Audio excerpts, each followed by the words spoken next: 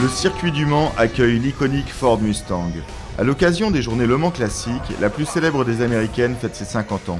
Plus de 9 millions d'automobiles assemblées, mais chaque Mustang est unique. La raison, un catalogue d'options long comme la route 66. Parmi celles-ci, celle de Frank Sappo, une Secretary Six. Je suis né en 1961 et à 5 ans en 66 est sortie la Dinky Toys, la Ford Mustang au 43e. Et ce jour-là, j'ai dit « Maman, j'aurai une Ford Mustang ». Pour 36 000 francs, j'ai acheté ce cabriolet. C'était en 86. C'est une série limitée et elle a des petits accessoires comme un filet de carrosserie blanc sur l'extérieur, un filtre à air chromé, des enjoliveurs fil. C'était pour l'anniversaire de la millionième Mustang. En avril 1964, la Mustang est présentée à New York. Entre la peur du communisme et l'illusion d'un monde sans limite, les Américains tombent amoureux de cette voiture, symbole de douceur de vivre et de liberté. 22 000 sont vendus dès le premier jour. Son prix est de 2 368 $, identique à celui d'une coccinelle. Et c'est ça l'idée de la Mustang. C'est une voiture de sport accessible. Et c'est la clé de son succès. C'est aux États-Unis, c'est la voiture de l'étudiant, c'est la voiture du jeune cadre qui commence à travailler, c'est la voiture d'une secrétaire, c'est la voiture de quelqu'un qui dit « j'ai qu'une vie, et moi je veux une voiture de sport pour un prix raisonnable ». Star de l'asphalte, la Ford Mustang est aussi une star du 7e art. À ce jour, elle apparaît dans plus de 3200 films.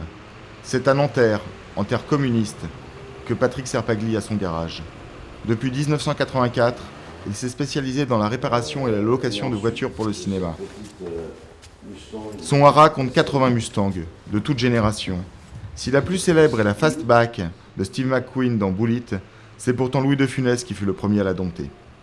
Donc là, nous avons la première apparition au cinéma d'une Ford Mustang dans le monde, parce que ça a été fait avant les Américains et avant les Anglais, qu'on fait ensuite le film Goldfinger, en 64 toujours.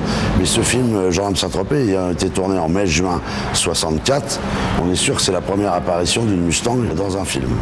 Longtemps vendue en France par des importateurs indépendants de la marque, la nouvelle et 6e génération de Mustang a été conçue pour répondre aux exigences de qualité européennes. Une première, elle sera disponible dès 2015 chez les concessionnaires hexagonaux. Nous, notre objectif, il sera de quelques centaines d'unités. Très clairement, ces centaines d'unités, elles vont venir pour partie de ce flux clientèle qui de toute façon s'alimentait déjà chez les importateurs. Par contre, ils les paieront moins cher chez Ford qu'en passant par un importateur. Lors de la dernière finale de la Ligue des Champions, le constructeur, principal sponsor de l'UEFA, a ouvert des pré-réservations sur Internet. En 45 secondes, toutes les Mustangs qui ont été mises en pré-réservation en Europe sont parties. Il y en avait 500 pour l'Europe, 40 pour la France. En 45 secondes, tout était réservé. Vendue 18 000 € hors taxes aux États-Unis, la Mustang sera plus chère en France du fait de l'importation. Néanmoins, Ford le promet, cette automobile restera un mythe populaire, car beaucoup moins cher qu'une allemande.